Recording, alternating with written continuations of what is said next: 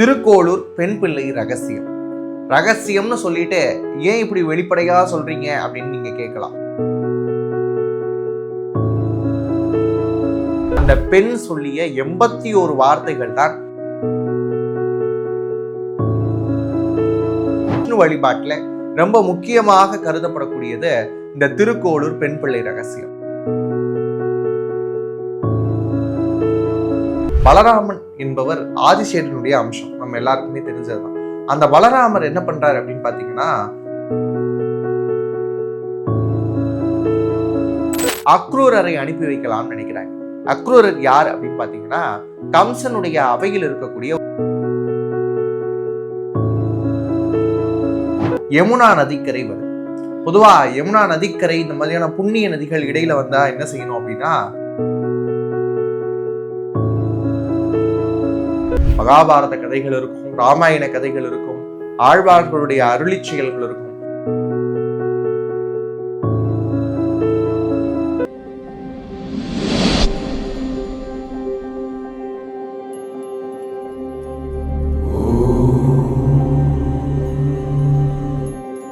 Take one பக்தி நேயர்களுக்கு வணக்கம். ஆனாத செல்வத்து அரம்பையர்கள் தற்சூழ வானாளும் செல்வமும் மண்ணரசும் யான் வேண்டேன்.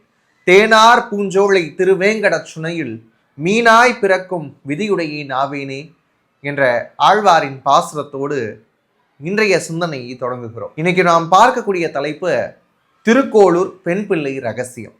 ரகசியம்னு சொல்லிட்டு ஏன் இப்படி வெளிப்படையா சொல்றீங்க அப்படின்னு நீங்க கேட்கலாம். வைணவ சம்பிரதாயத்துல மிகப்பெரிய ரகசியங்களை உள்ளடக்கியது தான் இந்த திருக்கோளூர் பெண் பிள்ளை ரகசியம். திருமால் வழிபாடு அல்லது பெருமாள் வழிபாடு, இன்னும் சொல்லணும்னா விஷ்ணு வழிபாட்டில் ரொம்ப முக்கியமாக கருதப்படக்கூடியது இந்த திருக்கோளூர் பெண் பிள்ளை ரகசியம். நம்ம எல்லாருக்கும் தெரிந்த ஒரு விஷயம் என்னன்னா, 108 திவ்ய தேசங்கள் இருக்கு.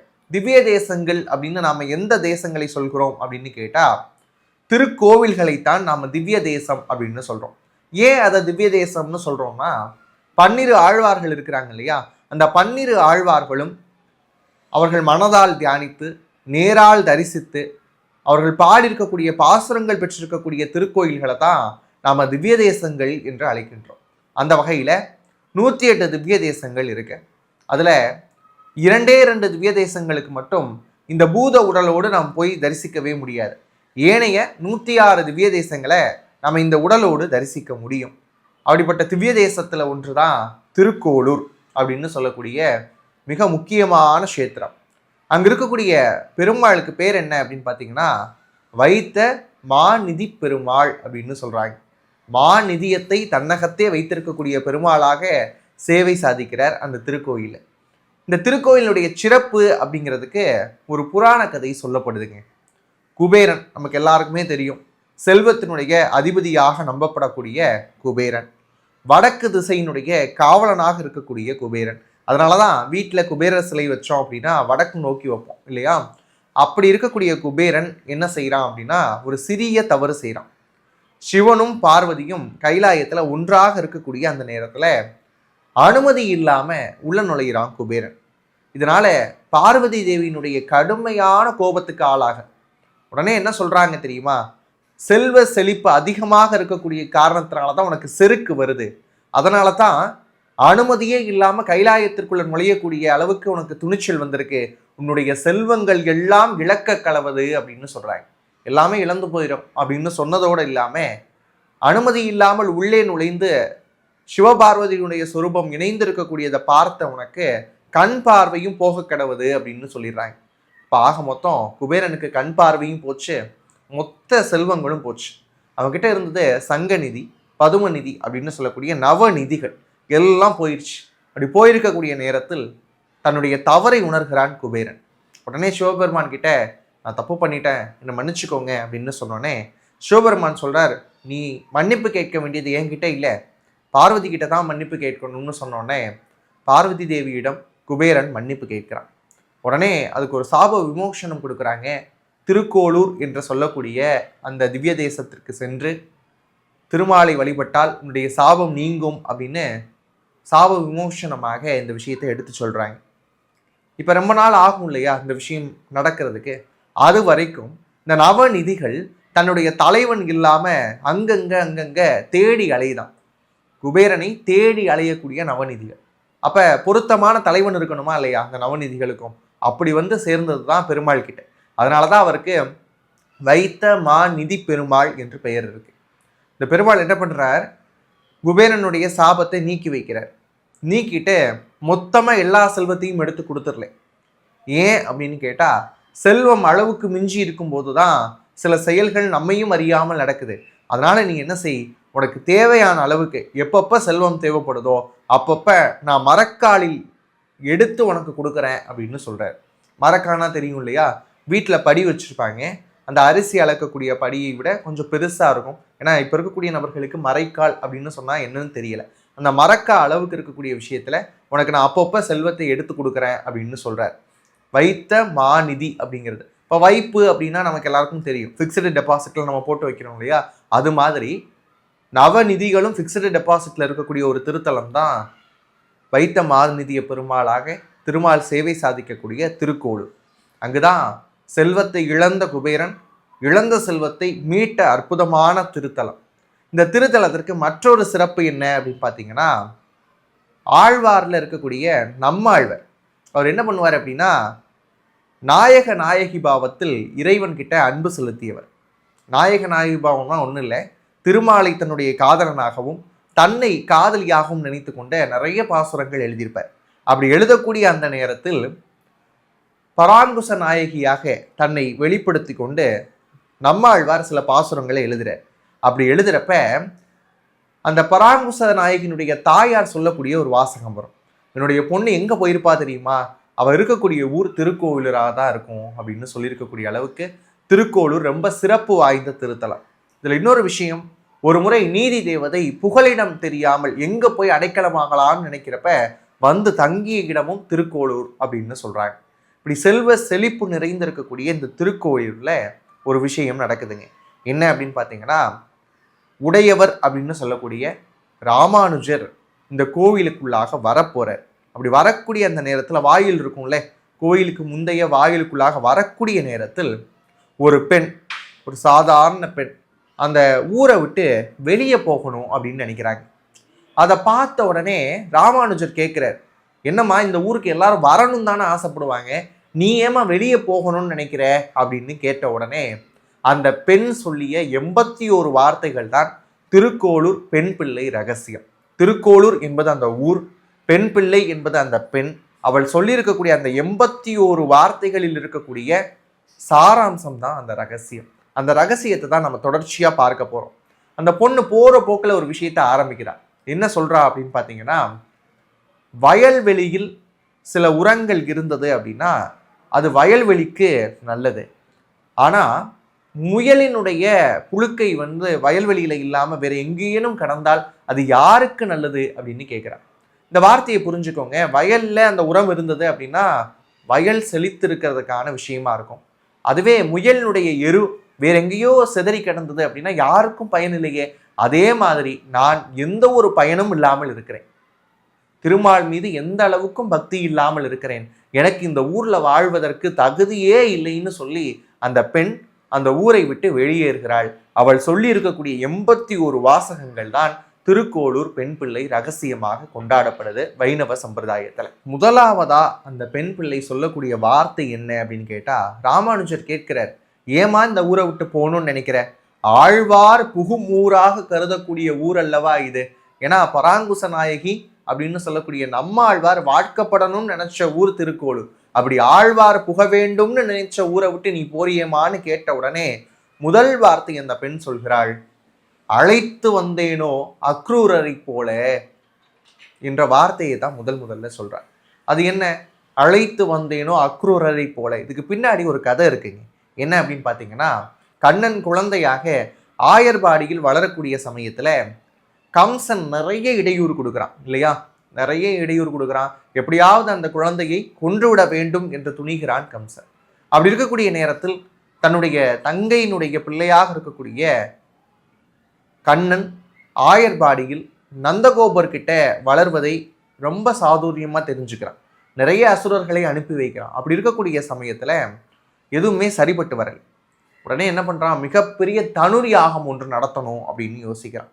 இந்த மிகப்பெரிய தனுர் யாகத்துக்கு கண்ணனையும் பலராமனையும் கூப்பிடணும். பலராமரை பொறுத்த அளவுக்கு ஒரு விஷயம் சொல்லுவாங்க, தேவகியினுடைய கருவில் 7ஆவதாக இருந்த குழந்தை சிதைந்து போயிருச்சு அப்படின்னு எல்லாரையும் நம்ப வச்சாங்க. ஆனா அந்த 7ஆவது குழந்தை தான் பலராமர் அப்படிங்கிற மாதிரி நிறைய புராணங்கள் சொல்லுது. அதனாலதான் கண்ணனுக்கு அண்ணனாக பார்க்கப்படுகிறார். இப்படி பலராமனையும் கண்ணனையும் போய் அழைச்சிட்டு வரணும். நாரதர் மூலமா இவர்கள் இருவரும் தான் தேவகியுடைய பிள்ளைகள் அப்படிங்கிறத ரொம்ப நல்லா தெரிஞ்சுக்கிறான் கம்சன். அப்படி இருக்கக்கூடிய நேரத்துல யாரை அனுப்புறது அப்படின்னு யோசிக்கிறான். யாராவது அனுப்பிச்சுதானே கூட்டிட்டு வரணும். அப்படி யோசிக்கிறப்ப யாரை அனுப்புறதுன்னு பாக்குறப்ப அக்ரூரரை அனுப்பி வைக்கலாம்னு நினைக்கிறாங்க. அக்ரூரர் யார் அப்படின்னு பாத்தீங்கன்னா கம்சனுடைய அவையில் இருக்கக்கூடிய ஒரு அமைச்சர். இன்னும் சொல்லணும் அப்படின்னா வசுதேவருடைய தம்பி. கண்ணனுக்கு சித்தப்பா முறை வரக்கூடியவர் தான் அக்ரூரர். குரூரம் அப்படின்னா குரியாலிட்டி, அதாவது கொடூரமான சிந்தனைகள் உடையவர் அப்படின்னு அர்த்தம். அக்ரூரர் அப்படின்னா அப்படி எந்த ஒரு சிந்தனையும் மனதில் இல்லாதவர் அப்படின்னு அர்த்தம். இப்போ ஹிம்சை அகிம்சை மாதிரி, நீதி அநீதி மாதிரி குரூரம் அப்படிங்கிறதுக்கு அக்ரூரம் அப்படின்னு சொல்றாங்க. அதனாலதான் அவருக்கு பேர் வந்து பாத்தீங்கன்னா அக்ரூரர் அப்படின்னு பேர். அவர் பார்க்குறார் கம்சன் கிட்ட, என்னப்பா உனக்கு நான் என்ன செய்யணும் அப்படின்னு கேட்டோடனே, மிகப்பெரிய தனுர் யாகம் ஒன்று நடத்த போறோம், அதுக்கு நீங்க போய் என்ன பண்ணணும், ஆயர்பாடியில் வளரக்கூடிய கண்ணனையும் பலராமனையும் இங்க நீங்க அழைச்சிட்டு வரணும் அப்படின்னு சொல்றான். உடனே அக்ரூரர் யோசிக்கிறார், கம்சன் எதற்காக கூப்பிடுறான்னு தெரியும். கண்ணனை அழிப்பதற்காக கம்சன் கூப்பிடுறான் அப்படிங்கிற விஷயம் அக்ரூரருக்கு நல்லாவே தெரியும். ஆனாலும் அவர் என்ன யோசிக்கிறார்னா, நிச்சயமாக கண்ணனுக்கு இவனால் எந்த ஒரு தீங்கும் ஏற்படாது, இவனுக்கு தான் கண்ணனால தீங்கு ஏற்படும் அப்படிங்கிறத உணர்ந்துடுறார். அப்படி இருக்கக்கூடியவர், நான் போய் கூட்டிட்டு வரேன்ப்பா அப்படின்னு சொல்றார். இரவு தூங்க போறப்ப அவருக்குள்ள நிறைய கற்பனைகள் ஓடுது. கண்ணன் எப்படி இருப்பான், அவனுடைய அழகு பத்தி நிறைய பேர் சொல்லி கேட்டிருக்கோமே, அவன் எப்படி இருப்பான், அவனுடைய அழகை நாம் எப்படி ரசிக்க போறோம், பலராமர் என்ன பண்ணுவார், நம்ம போய் கூப்பிட்றப்ப கண்ணன் என்ன அப்படியே ஆற தழுவிப்பானா, நாம போய் அவனை தழுவிப்போமா, இல்லை பலராமன் எப்படி இருப்பான், இந்த 2 பேரையும் நம்ம பார்க்கவே இல்லையே, பிறந்த நாளிலிருந்து அவர்களை நாம பார்த்தது இல்லையே, நாம தான் அக்ரூரருங்கிறது அவங்களுக்கு தெரியுமா அப்படின்னு ஏகப்பட்ட கேள்விகள் அவருக்குள்ள இருக்கு. அது மட்டும் இல்லாம கண்ணனை அந்த ஊர்ல இருந்து கம்சனுடைய நகரத்திற்கு அழைத்து வருவதற்கு சாரதியா நாம தான் இருக்க போறோம் அப்படிங்கிற பெரும் மகிழ்ச்சியில அக்ரூரர் இருக்கிறார். அப்படியான ஒரு சூழல்ல அக்ரூரர் அவருக்கு தூக்கமே வரலைங்க. ஏன்னா நாளைக்கு பெரும் பணி காத்திருக்கும் போது யாருக்காவது தூக்கம் வருமா? அப்படி இருக்கக்கூடிய சூழல்ல கண் குறித்தே யோசிச்சுக்கிட்டே இருக்கிறார். ஆயர்பாடி எப்படி இருக்கும், அங்க சின்ன சின்ன மணல் வீடுகள்லாம் கட்டி கண்ணன் விளையாடி இருப்பானா அப்படின்னு யோசிச்சுக்கிட்டே இருக்கிறார். அடுத்த நாள் காலை ஆகுது, அப்படியே பயணம் போய்கிட்டே இருக்கு. வழியா ஆயர்பாடிக்குள்ள வந்தாச்சுங்க. வந்த உடனே கண்ணனையும் பலராமனையும் பார்க்கிறார். அப்படியே பார்த்து ஆற தழுவி தன்னுடைய அன்பை வெளிப்படுத்திட்டு 2 பேர்த்தையுமே கம்சன் நடத்தக்கூடிய தனுர் யாகத்துக்கு வரணும்னு சொல்லி தன்னுடைய தேரில் ஏற்றி அமைக்கிறார். அவருக்கு ரொம்ப சந்தோஷம். கண்ணனை ஏற்றிய தேரில் நாம தான் கூட்டிட்டு போக போறோம் அப்படின்னு நினைக்கிறப்பயே அவருக்கு ரொம்ப சந்தோஷமா இருக்கு. இப்படி போகக்கூடிய நேரத்துல யமுனா நதிக்கரை வருது. பொதுவா யமுனா நதிக்கரை இந்த மாதிரியான புண்ணிய நதிகள் இடையில வந்தா என்ன செய்யணும் அப்படின்னா, நீராடி செல்வது தான் வழக்கம். ஆனா இன்னைக்கு நாம அப்படி இல்லையே. நம்ம எத்தனையோ டிராவல் போறோம், நிறைய புண்ணிய நதிகள் ஊடாக வருது. அப்ப நம்ம என்ன செய்யறோம் அப்படின்னா கடந்து போறோம். அது ஆனா என்ன செய்வாங்க அப்படின்னு கேட்டீங்கன்னா, புண்ணிய நதிகள் ஏதாவது குறுக்கே வந்தது அப்படின்னு சொன்னா ஒன்று நீராடி போகணும், இல்லையா கொஞ்ச நேரமாவது அங்க அமர்ந்து விட்டு செல்லணும். அப்படி இல்லை அப்படின்னா சின்ன நாணயங்கள் ₹1 ₹2 அந்த நீரில் போட்டு விட்டு செல்லணும் அப்படிங்கிறது தான் சம்பிரதாய மரபு.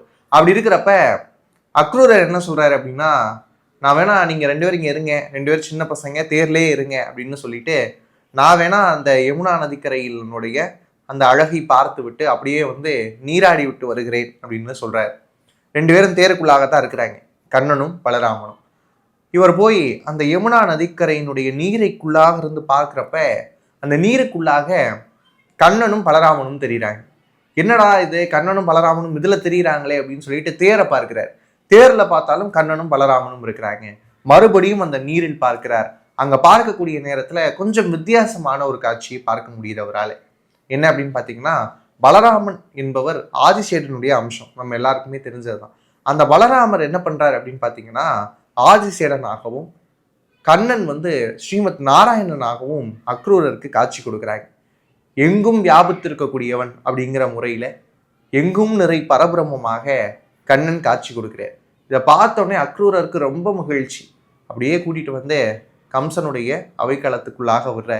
இந்த மாதிரியான விஷயத்தை தான் முதல் விஷயமா திருக்கோளூர் பெண் பிள்ளை சொல்றாங்க. அழைத்து வருகிறேன் என்றேனோ அக்ரூரரை போல. கம்சன் சொன்ன மாத்திரத்திலேயே கண்ணன் எப்படி இருப்பான், அவனை நம்ம பார்க்கணுமே, அவனை போய் ஆற தழுவணுமே, நம்முடைய அன்பை வெளிப்படுத்தணுமே, அவனை நல்ல முறையில் உபசரித்து கூட்டிட்டு வரணுமே அப்படின்னு சொல்லி எவ்வளோ விஷயங்கள் யோசிச்சார். சில சமயங்கள்ல பயணங்கள் அப்படிங்கிறது ரொம்ப இனிமையானதுங்க. அந்த இலக்கு என்பது கண்ணனை கூட்டிட்டு வர்றது தான். ஆனா அதுக்கு முன்னாடி நாள் இருந்தே அவருக்குள்ளாக நிறைய அன்பு ஓடிச்சு இல்லையா, அதுதான் அந்த பயணத்தை இன்னும் அழகாக்குது. நம்மளே திருப்பதிக்கு போவோம், பெருமாளை பார்க்கிறோம் அப்படின்னு சொல்லிட்டு போவோம். பெருமாளை பார்க்கிற சந்தோஷத்தை விட அந்த பயண சந்தோஷம் இன்னும் அதிகமா இருக்கும். நம்ம எல்லாருமா அடியவர்களோட சேர்ந்து அப்படியே கீழிருந்து மேலாக அந்த படி ஏறி போய் காலார தரிசிக்கக்கூடிய அந்த விஷயத்த பார்க்குறப்ப அந்த பயணம் இன்னும் இனிமையா இருக்கும். அது மாதிரி தான் திருக்கோளூர் பெண் பிள்ளை ரகசியத்துல முதல் வார்த்தையே அழைத்து வருகிறேன் என்றேனோ அக்ரூரரை போல. அந்த அக்ரூரர் மாதிரியான அன்பு என்கிட்ட இல்லையே, கண்ணனை நான் சேவகம் செய்கிறேன் அப்படின்னு சொல்லக்கூடிய அந்த அளவுக்கான அன்பு என்கிட்ட இல்லையே, எனக்கு இந்த ஊர்ல வாழ்வதற்கு என்ன தகுதி இருக்கு அப்படின்னு சொல்லிதான் முதல் கேள்வியாக வைக்கிறாள் அந்த திருக்கோளூர் பெண் பிள்ளை. இதுல என்ன தெரியுது அப்படின்னு பாருங்க, பகவான் மீது ஒரு பாகவதனுக்கு இருக்கக்கூடிய அன்பு எத்தகைய சிறப்பு வாய்ந்த அன்பாக இருக்கிறது. அந்த கற்பனையிலேயே காணாத காட்சிகளை கண்ட அந்த அக்ரூருடைய மேலான சிந்தனையை இந்த முதல் பெண் பிள்ளை ரகசியம் அப்படிங்கிறது வெளிப்படுத்துது. அதனாலதான் திருக்கோளூர் பெண் பிள்ளை ரகசியத்துல மகாபாரத கதைகள் இருக்கும், ராமாயண கதைகள் இருக்கும், ஆழ்வார்களுடைய அருளி செயல்கள் இருக்கும். இப்படியாக பார்க்கும்போது முதல் வரியே ராமானுஜர் கிட்ட அந்த திருக்கோளூர் பெண் பிள்ளை கேட்ட இந்த விஷயம்தான், அழைத்து வருகிறேன் என்றேனோ அக்ரூரரை போல. பகவான் இடத்துல எப்படி பக்தி செலுத்தணும் அப்படின்னு கேட்டா சரணாகதி தத்துவம் தான். எல்லாம் நீதான், எனக்கு நல்லது நடக்குதா கெட்டது நடக்குதா நீதான் பொறுப்பு, எல்லாத்துக்கும் நீதான் பொறுப்பு. இரவு பகல், வெற்றி தோல்வி அப்படின்னு ரெண்டு விஷயங்கள் இருக்கலாம், ஆனா எனக்கு இருக்கிறது ஒண்ணுதான், அது நீ மட்டும்தான் அப்படின்னு சொல்லக்கூடிய அந்த சரணாகதி தத்துவத்தை தான் வைணவ சம்பிரதாயம் ரொம்ப எதிர்பார்க்குது. அந்த சரணாகதி தத்துவத்தை தான் மேலான கதைகள் மூலம் சொல்லி வச்சிருக்கிறாங்க. இரண்டாவது ரகசியத்துல அடுத்த காணொளியில் சந்திக்கலாம். அதுவரை உங்களிடமிருந்து விடைபெறுவது நான் உங்கள் பாலு ஆனந்த். நன்றி, வணக்கம்.